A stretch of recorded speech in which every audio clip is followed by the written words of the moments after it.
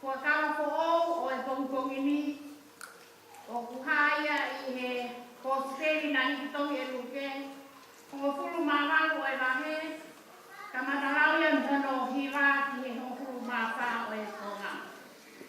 Luke wahu tahawaru besi hiwa ki he fulu mawha. Ai a pehe rau e whokora.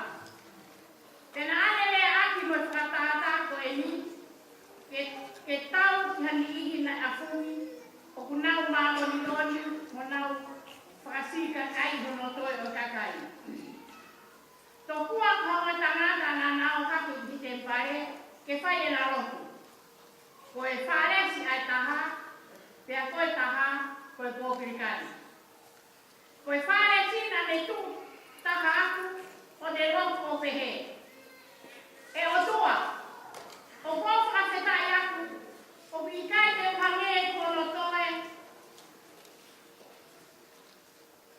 o e kakai, ai kau whanalohi, mo e kau kāka, mo e kau whiawaki, kai o maaha uhange koe pōpika ne koe ni.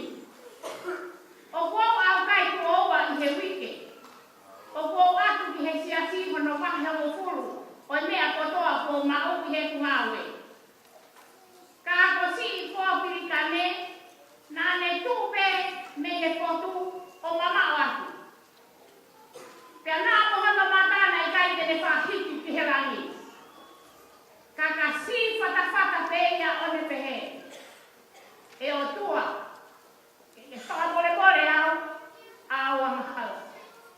Ka atu, nai aru atu ai toko taha ko ia ki hono api, o ne mau ka tonu hia na e laki, I he tonu hia e tangata e taha. He ko ia kune hāki aki ia, e whakawaiwai ia. Pea ko ia kune whakawaiwai ia, e hāki aki ia.